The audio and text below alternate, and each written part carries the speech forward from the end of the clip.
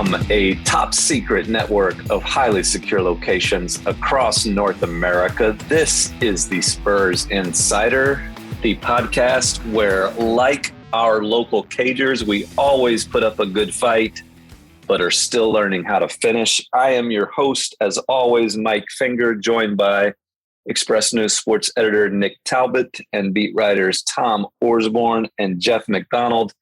Tom checking in this morning. This is a Thursday morning from the Twin Cities in the state of many lakes. How many lakes? Who can know for sure? Tom, how are things going on? How are things progressing in the state of Minnesota with the San Antonio Spurs? With the San Antonio Spurs, let's see. Well, the big adjustment weather-wise, needless to say. 28 degrees here in Minneapolis this morning. Some snow flurries after leaving, 72-degree Santa Monica, sunny Santa Monica.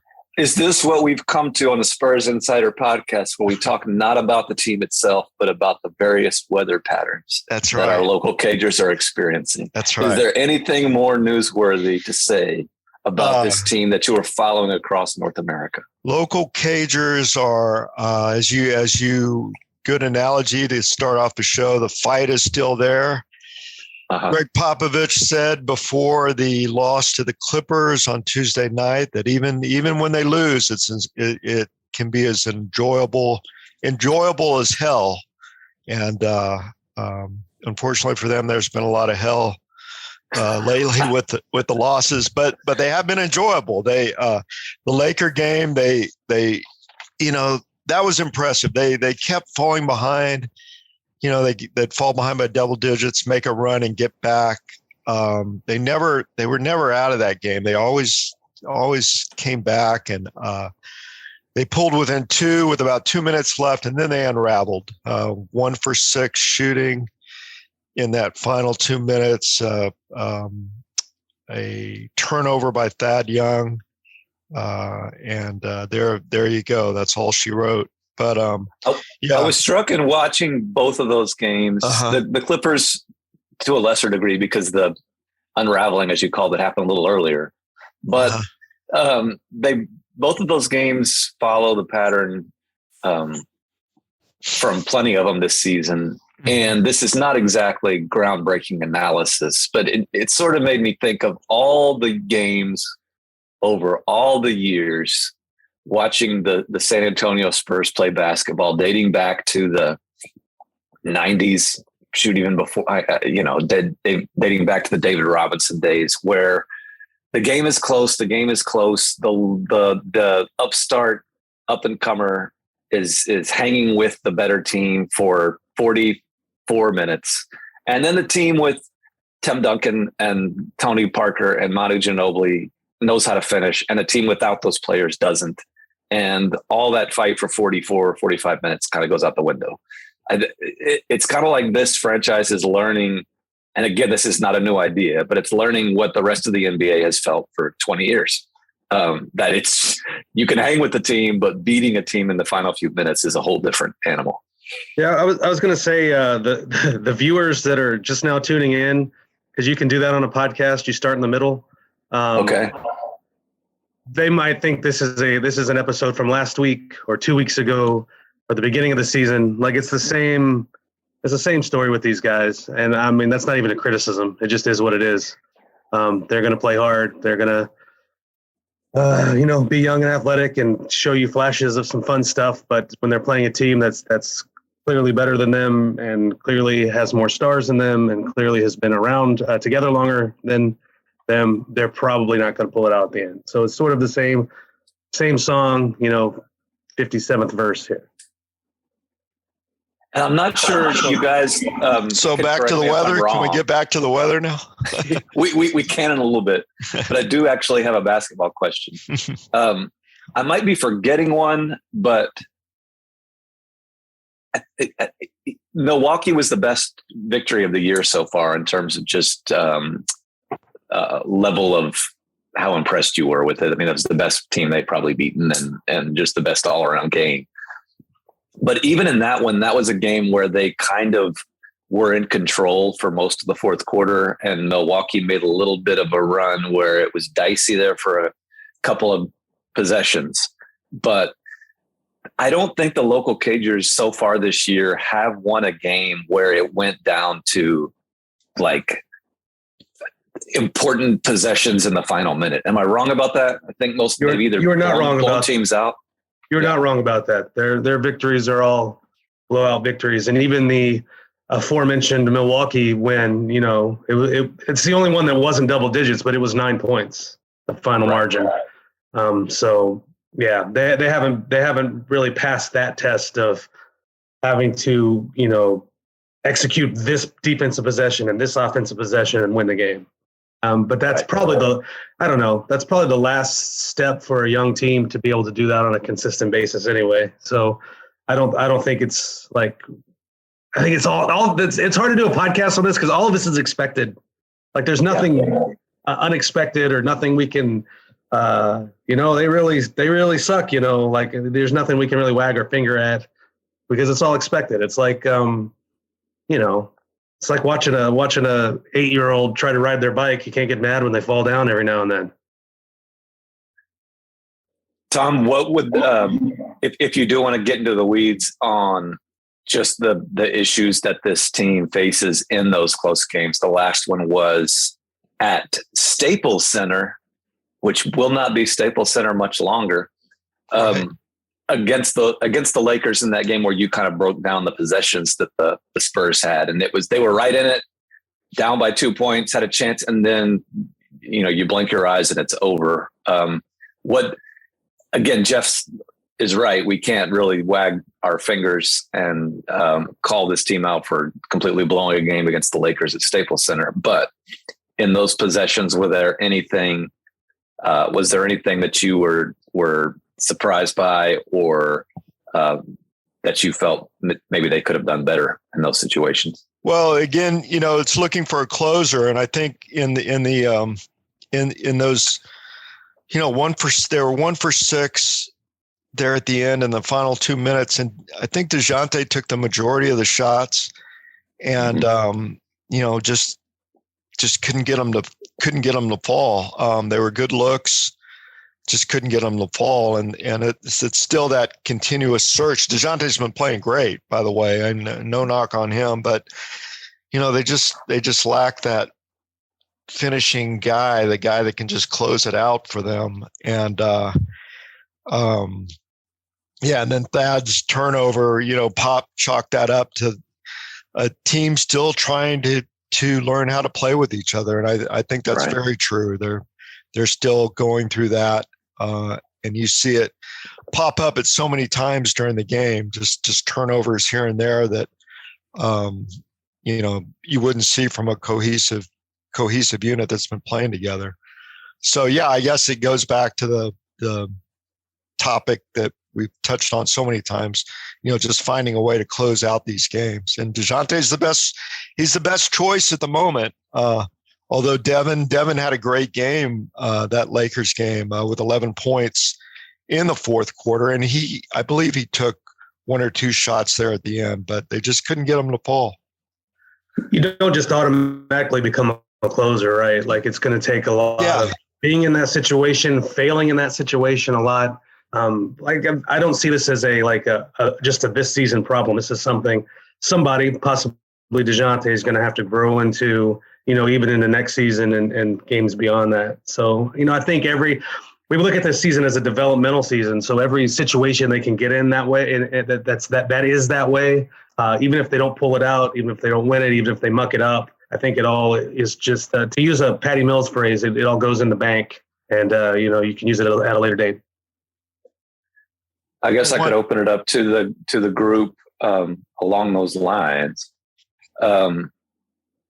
Have you recalibrated your, I don't know if expectations is the right word, but your kind of criteria for how you are judging the success or failure of this season through? They've played, as of the recording of this podcast, they played 14 games in.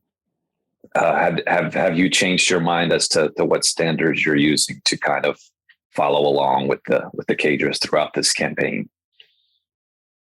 Me, not really. I mean, I guess I don't know what my answer would have been, at the start of the season, like what the original calibration would have been there. But I'm almost looking at it like player by player on an individual basis. Can you see growth in this guy or that guy? Can we see DeJounte Murray take another step? Do we see Kelvin Johnson adding something to his game? Does Devin Vassell look like somebody that's going to be a big piece of this going forward? What is Lonnie Walker looking like? And the record really doesn't matter so much at the end of it. And if you end up with let's say a top 5 pick, a top 10 pick, great. That's kind of what this team needs, is that kind of top shelf talent. And one of the ways to get it is to land in that, the upper reaches of the draft. And I know I'm sounding like a shut-in from 2 years ago. I'm not advocating tanking. I think these guys should play hard and try to win every game. But if the side effect of that is, they lose 55 games or something, that's not the worst thing in the world. Yeah. Pop brought up a good point after that Clippers game. They just need more guys to play better. It's just kind of a disappoint. I don't want to say it's early. You don't want to label anyone disappointing, but Lonnie's struggling, with his 3-point shooting. Derek broke out against the Clippers, but he hasn't been what we expected. I think it's fair to say Keldon hasn't been what we expected. Well, Jeff mentioned that he wants to look at it, analyzing individual players and whether they're taking a step forward or step back. And that might as well be a format we can use here, since we don't need to go game by game anymore, since that seems kind of frivolous. I got something. I think it was just a week ago. A week ago. Someone on this podcast seemed to suggest, I know this is coming. Kelvin Johnson should stop trying to shoot 3-pointers. I think the person asked if he should stop. And some other fellow said, well, he's not great at it, but he needs to get great at it. And, he's shooting like 10% now. And for his career, he's shooting about 32, which isn't great, but it's a heck of a lot better than 10. And there's probably a correction coming. What's Kelvin Johnson been doing from 3-point range in the time since that conversation was had on this podcast? Who looks like a frickin' basketball savant, genius, crystal ball looking dude? I just think that the question that was asked on last week's podcast proved to be pretty prescient. It was just a question that was thrown out there. I don't think. Oh, you're just asking questions. That's what we do in America. We're just asking questions. We're just asking. We're doing our own research. I see. No, but do you know who is the fourth best 3-point shooter on your San Antonio Spurs by percentage right now for the whole season? The guy that was shooting 10% last week, 11% last week, is now your fourth most accurate 3-point shooter on the San Antonio Spurs. More accurate than Lonnie Walker, more accurate than Derek White, more accurate than DeJounte Murray. So it sounds like it's a good thing he kept shooting. Yes, I'm glad somebody listened to me. Yep. So start with Kelvin Johnson, and we will, not to boil this down to two simple terms, but has he taken a step forward? Has he taken a step back?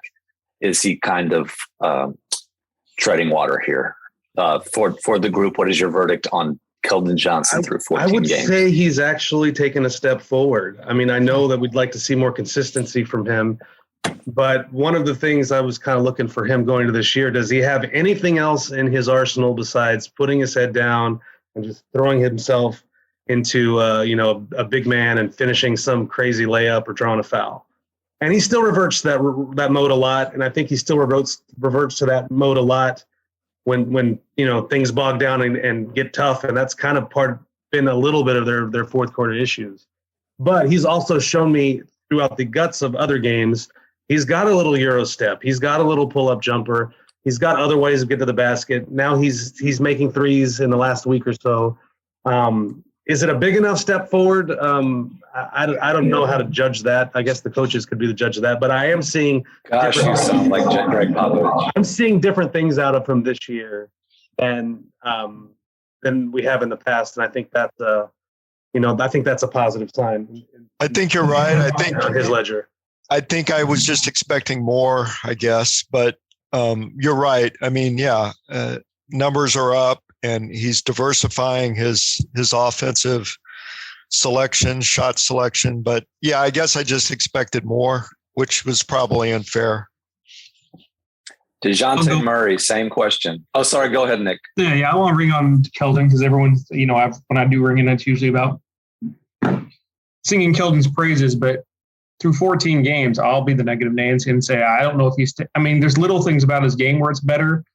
But overall, I don't know if it's like the big enough step, like Tom said, is it the big enough step forward that we wanted to see?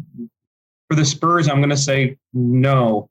It's not really the big enough step forward. It's a minor step forward. You look statistically, it's a very tiny step forward.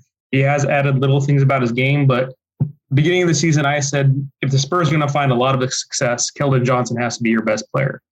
Because I thought DeJounte Murray would take a little step forward, and he's kind of taken a bigger step forward than we anticipated. But I thought if Kelvin Johnson takes that big leap, the Spurs would actually be pretty good. But he's taking a baby step. And it's not really going to help the Spurs win games if he takes baby steps and doesn't take a big leap. We were hoping for that, or the Spurs were hoping for that big leap to see, and it just hasn't come to fruition, especially, a lot of people who thought he was getting all that Olympic experience would take that big leap, and it hasn't been. So I don't know if we see that he's going to be that guy. So it might be losing still has to be the way they get that guy, and it's not going to be Kelvin Johnson. But it's early. It's 14 games. He could take a leap after the All-Star break. That's the main thing here. It's 14 games, so it's a small sample. That's a good point. We're grading in the the first 9 weeks. This isn't a final grade, final exam for this season. And you're looking at a lot of guys. A lot of guys have been role players their whole NBA careers to date, and that might just be their ceiling. But this is also their first season of not playing alongside stars. Take some of that pressure off them. So we might be seeing a little regression in some of these guys that way. Like defenses are able to deal with them a little better when they're not having to also deal with DeMar DeRozan. So we can do this on the podcast now because it's fun, but let's also revisit this at the end of the year and see how who's done what. DeJounte Murray. I think that's an obvious step forward, right? I don't think that's even a question. This is the best he's looked in his entire career. And I think a lot of that is due to maybe what I kind of alluded to a minute ago. He's the one guy that's benefited from there not really being a DeMar, a LaMarcus, that kind of guy around to dominate the ball. He's allowed to dominate the ball. And I think we're seeing his numbers go up just across the board. And we kind of mentioned the one place we'd like to see him improve is those end of game situations, because he's the guy with the ball in his hands. So if that's going to be him, he's going to be the guy making the decisions and have to make the shots to put him over the top. But other than that, he's having just not even a career year for him, but one of the best starts to a season statistically that any Spurs ever had. So I think we have to give him pretty high marks for the first 14 games. Yeah, and from an intangible standpoint, the talk of it's a leader by committee type deal. He's the leader. He's the team leader. There's no question about it. Yep. And I also this might be splitting hairs a little bit, but they have not won the close games yet. The games inside of, I think Jeff mentioned 9 points. But part of that is because DeJounte has been so good in putting away the 4 blowouts. Yeah. In all 4 of the games that they won, no, DeJounte did not hit the close late shot, in the final minute, because he just put those 4 wins away against, I think, in all 4 of them. The game I point to is the one at Orlando, because they were up 20 or something in that game and just let it throughout. And then the Magic got within 7 midway through the fourth quarter. And it's kind of one of those where if 1 or 2 more possessions go awry for your local Cagers, the Magic are going to, take the lead, and then it becomes dicey. And it got to 7, and DeJounte was the guy that hit 2 shots in a row and really just pulled him over the hump during the final stretch. So and I think that was the same thing in Milwaukee too. So that it's not like he's hitting a wall in fourth quarters. He's had some decent fourth quarters. It's just like the rest of the team, figuring out how to finish the close ones. Right. I mean, I think when you play a lot of close games and you're not the best team, you're going to fail a lot of the times. Right. Next name, Derek White. This is as obvious as DeJounte, but the other way. Like, he's definitely been not as good as we thought he should be, not as good as he's been in the past. Shooting the ball and a lot of offensive decision-making. I would still argue that defensively he's still giving you I think he leads all NBA guards in deflections. He leads everybody in charges. Like, he's still doing those kind of little things, but he's also got to put the ball in the basket at a higher clip than he's been doing it for this team to be successful. So I think that's a pretty clear step back. Is this a case of a player who can be better, just struggling, or is this a sign that he may not be what the Spurs hoped he would be in the big picture? I think he can be better than this. Yeah. And I don't know that the Spurs ever expected him to be a star. So, can he be what he was last year? Then that's probably fine. Yeah. Yeah, it's going to happen. He's going to be better. Yeah. I'm really confident in that. Well, I guess the question is, heading into this season, if your hope for Derek White was, can he be what he was last year? I think that most people around the Spurs would have hoped he would be taking steps forward. Yeah. And I guess the better question is, has he hit his peak yet? Can the Spurs just hope that he's what he has been at his best, or is there more there? That's hard for me to say, but it sure looks like, just based on the evidence at hand, that I don't know that he's going to be leaps and bounds better than the best season he's had. I think we discussed it last week. Which isn't terrible, by the way. Right. Being negative, Nance. I think we talked about last week. I don't think you're getting bubble Derek White for the for any large stretch of any season. I don't know that you're getting, 38 points in a playoff game, Derek White, or whatever number that was, at any point. I think those are more anomalies. I think what he is just at his best is just this Eddie, slow and steady Eddie kind of guy that's just going to keep you organized, make the right play, hit a big shot every now and then. That was kind of his calling card, even when he wasn't playing a whole lot, like his second, third year. He was always the guy that was hitting a big 3 in the fourth quarter, stop a run, to start a run. Like other NBA coaches were noticing that. And we haven't seen a lot of that of him this year, where it's just that 3 you need, and he gets it, and it's just not going in for him. Nothing's going in for him right now. I guess to put it in a more positive way, if Derek White for the next 5-6 years is what he was last year, like that's a productive use of that draft pick, and that's a productive guy to have on the roster. Yes. And so to reuse the word from earlier, if we recalibrate what we expect from Derek White and just kind of expect him to be what he's been already, where we've already kind of seen his ceiling, but also think that his floor is going to be relatively high. Right. I think that's fine. Yeah. Like, he's not going to be the guy that takes you to the next level, but he's a worthwhile, useful piece to have in your rotation moving forward, probably for the rest of his contract. Yeah, I think the expectations is what gets a lot of these guys, because the Spurs and especially the fan base is just so hungry for a star, for one of these guys to be like, we pluck this, Tony Parker, we pluck this guy at number 28, and he's turns into one of the best players in NBA history. And it's always the next guy. It's Derek White, it's DeJounte Murray, it's now Lonnie Walker, then it's Keldon.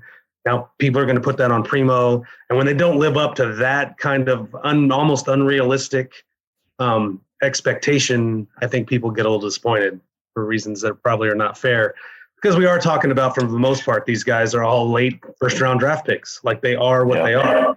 Most of those guys, picked in that area throughout the NBA draft don't amount to anything, don't become a rotation player at all. So if you get a 10-year NBA rotation player from that spot, you have to be happy. But people get a glimpse, and they're just so hungry for that next guy to bust out, that they, when they see a 38-point game in the playoffs or what Derek White did in the bubble, they're expecting more and more and more and more. And maybe that's just not a thing that's fair to expect out of someone drafted 29th overall.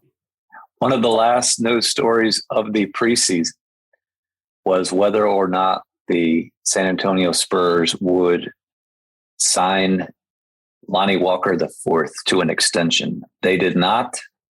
It became a season for him to either prove them wrong or show other teams across the league that maybe they should pursue him in restricted free agency, which is coming up next offseason. What is the progress report of young Lonnie Walker IV? I don't know. I don't know that he's much different than he was last year, which, I mean, again, he's a guy that helps you, but I don't know that he's really again, this is a 14-game sample size, but so far he hasn't been the guy that you're like, oh, the Spurs screwed up, they should have locked this guy down because he's going to get paid this offseason. And he's still got time to turn that around, but he's a guy that gives you moments, gives you flashes, does some things on the floor that nobody else on the floor is going to be able to do. But the consistency isn't there and hasn't been there really, throughout his career. His three-point shooting is down, although weirdly, he's one of the best corner three-point shooters in the league. Like, if he could just limit himself to that corner three, I think he'd be doing all right in that regard. But I don't see a huge difference between the Lonnie Walker 14 games into this season and the Lonnie Walker we saw last season. Yeah, the three-point shooting. He's a big part of that. They're last in the league in makes with about 10 per game. That's a big disappointment. They're right back where they were last year. They thought they'd be better with McDermott, with Forbes, with Lonnie taking a step forward. None of that's coming to fruition so far. I think it's a step back. You expected him to be more consistent in a lot of areas, and it's just not there yet. One of my favorite, you mentioned the three-point shooting. One of my favorite stats from last year, and it's on pace to be the same thing this year, was the Spurs set a franchise record for three-pointers made per game last season at 9.9, and it was dead last in the league. Right. They've extended that franchise record this year to 10-something, and it's still dead last in the league. Actually, I think the last time I looked, they were up to 29th. They were skyrocketing up that that list of they're back to dead last as of this morning. they've had a bad road trip then, I guess. But anyway, who else we got? Who else you want to talk about? Well, we don't need to go guy by guy to the whole roster. I think it's clear that Devin Vassell is showing some market improvement over what he was. Jakob Poeltl, before his time in the health and safety protocols, was at times like not just podcast wink wink the Spurs best player, but legitimately the Spurs best player for a couple of those games early in the season. Drew Eubanks has been like he's not a huge piece of the future, but he's been productive on down the line. I guess Trey Jones has shown a flash. These are not guys who are going to make or break your team. But they've been fine there. What kind of strides do you think Keita Bates-Diop has made this season? Are we seeing what we need to see out of him? He has completely shocked me in terms of what I thought I would see from Keita Bates-Diop, and that I'd never really considered Keita Bates-Diop before the season. That was mean. That was mean. Bigger. He's a guy to have on the roster. I'm not being mean at all. Like I just, it's a nice thing to say that I didn't think about this guy before the season. He's played. He's given productive minutes. It's fine. I remember. Like, I have nothing. I remember he existed. Is what you're saying, right? I have nothing. He's already surpassed. He's already surpassed your expectations by existing. I mean, yes, sure. That's not a negative thing to say. There are many. There are at least dozens of people around the world who I didn't know existed, who I still don't know existed. There's some people I wish I did know existed. Right. So KBD is way ahead of the game. Team wise, you guys were just talking about how the 3-point shooting has not changed much since last year. Another big promise goal from the preseason of the Spurs was to play at a higher pace and to get in the open court and whatnot. And it seems like that the statistics do back up that thing. Like, am I wrong here? But the Spurs are up there in fast break points and whatnot. I haven't checked before this podcast, which, I mean, if you'd send me a list of things you want to discuss, I can research it better. I can do my own research beforehand. But before the road trip, which it's only been 2 games, yeah, they were top 5 in fast break points, top 5 in pace, which is a huge jump from the Spurs teams we've seen in the past. And early against the Clippers, they were dominating in fast break points, so I assume they're still up there. And a lot of it is linked to forcing turnovers, which they forced 20-plus turnovers in 4 of their 14 games this year, which they didn't do that in 4 games total all of last year or the year before that. The record under Popovich, I read this is from a friend of the podcast. Never mind. I can't remember where I saw this on Twitter, so I don't want to credit the wrong person. But the most 20-plus turnover games forced in the Greg Popovich era was back in 2003, and it was 11. And this team is just on pace to shatter that. So all of that is linked. The forcing turnovers, fast break, playing in a high pace. It's the way they have to play. I think that's the reason they're in these games, that they're not winning. I mean, if they just wanted to go toe-to-toe with some of these teams, they're just going to get blown out. So the way they can stay in these games is to do that sort of stuff. So they're playing the way they have to play. It's just not resulting in wins. Yeah, you go back, and that was Dan Weiss's stat. Dan Weiss, friend of the podcast, Dan Weiss. Friend of the podcast. But you go back to what Pop always says in this era, look at the 3-point shooting first, and it'll tell the tale. And it's a major disappointment. They were supposed to be better in that area, and that it's just not there. And Bryn has struggled. And McDermott, I wonder if the injury he had, I'd like to talk to him at some point, hopefully this morning, but I wonder where he's at coming off that injury, leg injury. And, but yeah, they're just not getting it done from outside. It's a weird thing with McDermott. We haven't really talked about him much at all on this podcast throughout this season. Injury might have been part of that, but there's never a case in a game when it seems like when I'm sitting there thinking, boy, they need more from Doug McDermott. It's odd to label him a disappointment, maybe because my expectations weren't huge. It seems like he's sort of doing what I expected him to do. He just hasn't had a huge game. He's shooting a career best 46% from 3 on a career most 4.7 attempts. So I think he's doing what they brought him in to do. Yeah, I think that's right. His scoring is down a little, but it'd be his second. Last year was his career high at 13.6 per game. He's at 10.4 in more minutes this year. But his 3-point shooting, I think, has been what they expected. Yeah, that's true. That's true. I would hypothesize that he's the type of player. I guess it's where like if you're a winning team, you notice him more because he's helping you win. I'm thinking out loud here, but like he's not the type of guy who during a rebuilding year, when you're looking for positive signs about the future on losing nights, that you say, wow, Doug McDermott's really coming along. He kind of is exactly who I thought he would be. And that's just not enough to really change the the big picture outlook of the team, if that makes any sense. He's a good guy to have. Yeah.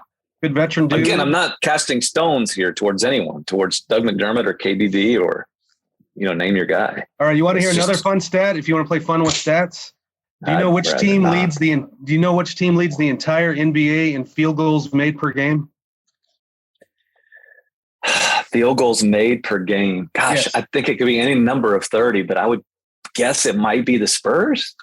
That is correct. Do you know who the free throw line? Do you know who ranks 30th in the league in free throws made per game? I don't know. Do you know who ranks 30th in the league in percentage from the free throw line, which is related? Just give us the same team. Oh, I see. Yeah. So your Spurs are making more field goals per game than anyone in the NBA, but they're not coming from 3-point range, and they're not making up that difference from the free throw line either, because they are the worst team in the league at making free throws.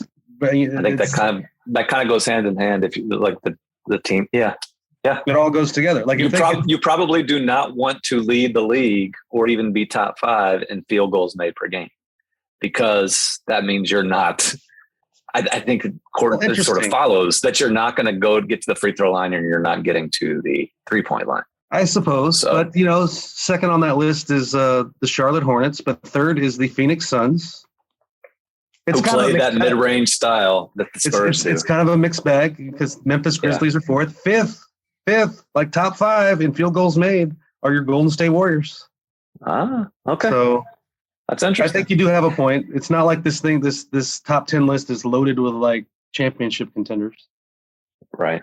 But let's see who's last. I mean, the last in field goals made, though, like the bottom 5 are all your terrible teams: New Orleans, Oklahoma City, Orlando, Houston, Detroit. Well, that's interesting. They're very, very nuanced piece of information. Well, I just think the Spurs this is not nuanced. The Spurs either need to make more 3-pointers or find a way to get to the line more and make a greater percentage. Like that would solve a lot of their offensive issues. I wonder if it might not be nuanced, but it is useful and it is true. And if you are in the mood for more useful and true information, a place you'd obviously need to go where this is ham-fisted, and you haven't even told them where to go to get where all of the listeners of the Spurs Insider podcast surely already are. Is at expressnews.com, signing up for the Spurs Nation newsletter. I think there's like a 210 newsletter you can get on every afternoon that gives you all the good stuff from throughout the newspaper and throughout the website at expressnews.com. You guys are all over that. And in terms of other nuance, I mean, unlike the Spurs, you are poor in transition today. Well, I'm just saying that there's nuance throughout life. Is there not? I'm figuring out your formula now. You just pick a word and you just say blah, blah, blah, blah in your life, throughout life. And you just, let's apply, Are you arguing that there's no nuance in life? I think that is an outrageous accusation. That's an outrageous claim. Of course, life is nuanced. It's not always going to be wonderful. It's not always going to be terrible. There are going to be times when you are leading the league in field goals made, like you're going to get stuff right. That could mean that you're not doing so well from long range or from the free throw line. But what are you going to focus on? I mean, it's a nuanced situation. It's not all or nothing. It's not all positive or all negative. But you can choose to accept and, in fact, revel in life's complexities and understand that, no, you're not going to boil the whole experience of going through the world on God's green earth down to one stat. That would be asinine. You got to appreciate it all. And that's what I would implore you to do for the next week until we see you the next time on the Spurs Insider podcast. Look for nuance, appreciate the complexities, take care of each other, and keep it real.